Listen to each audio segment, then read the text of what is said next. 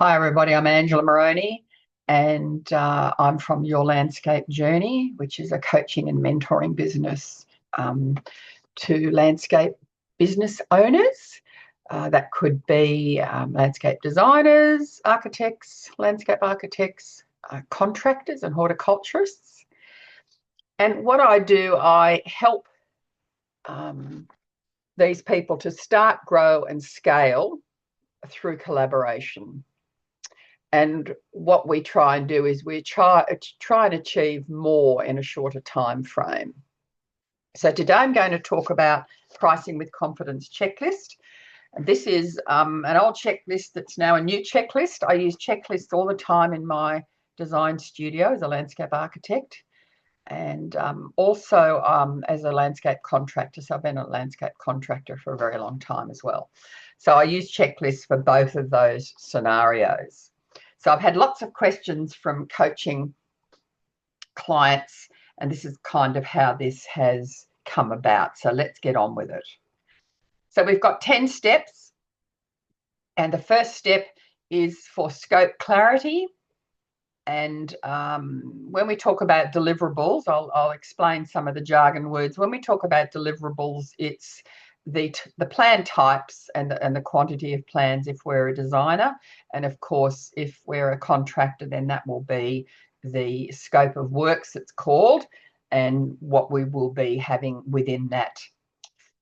We usually call that a quote. Fee proposals are for designers and quotes are for landscape contractors.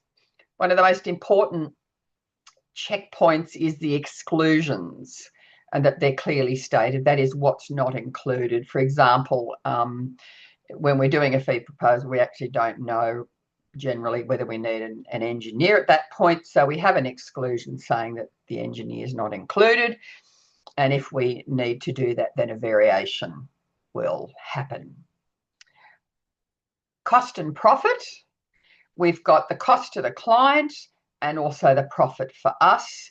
The latest labour, material and overhead costs are used, what the desired profit margin is. The target hourly rate or markup percentage is documented for us only, not for the client, of course. That's our secrets. And we can start comparing jobs to see whether we need to change those two areas. The tiered pricing is an interesting concept and not used very much in the landscape industry, but I'm certainly discussing that with quite a few coaching clients, which they've been trying, and it's been working really well.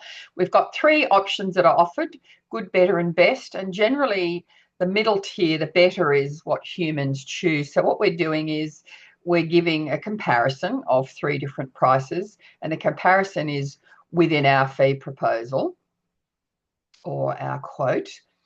So then there's less chance of that person wanting to go somewhere else and get another comparison. They've got the 3 comparisons within our in our range. So a very interesting thing to try. I'm suggesting people do that. Value anchoring is another concept that is not very well known.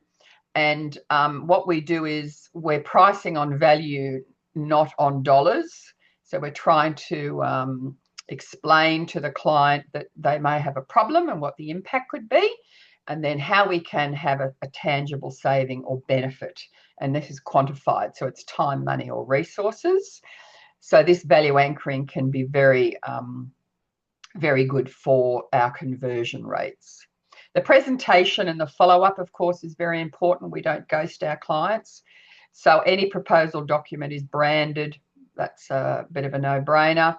We offer sort of an expiry date. I've started to reduce my expiry dates down to 7 days to get a bit of fear of missing out happening, and the conversion rate has been reasonably good in the last 3 months. And we also follow up, of course, with a reminder or a phone call. Phone calls are better. Chatting to our potential client is a nice way for them to get to know us. The regulatory compliance or permits, desktop study or due diligence, and that's our local planning requirements and licenses, etc. This is done partially in our paid consultation time, and then as a secondary area, we do that if we get the fee proposal accepted. We have lots of things to check before we start our creative process. Number 7, sustainability and environmental impact. That can be linked, linked to our value anchoring. So we'll go back down to 7. We can have sustainability, environmental impact as part of our value anchoring. And it can be triple bottom line or the 3 R's, reduce, reuse, recycle. And this can be very helpful to for a conversion as well. Site data and levels. We obviously need a survey if we're going to be doing a levels plan as a designer, and then we can't commence our work until we get that. And this is after the fee proposal has been accepted. We ask for that, and also dial before you dig. And that's also for a contractor as well, needs to know about dial before you dig and electronic services locators. Number 9 is supplier and lead time. So generally for contractors and horticulturists, it can be for us as designers if we're going to be plant schedule, which is, our quantities, etc. We may need to see if they can be reserved. So we can be involved in supplies and lead times as designers. And also the most important one here is the cost escalation clause that is included. If the lead time exceeds the agreed period, that means we're not out of pocket. And number 10 is just our established maintenance and warranty. It could be us as designers as well, or architects, if we've been asked to do maintenance schedules, etc.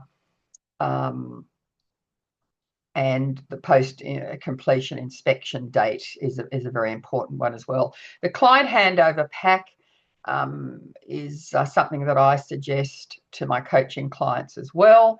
That just means that, they've got warranty and a care guide, which can help them in the future. It really makes them feel like they haven't been forgotten. We walk away from the job and go, that's it.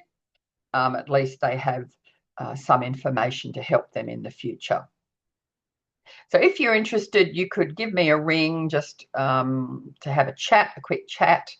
And there are other resources on your landscape journey that could be very helpful.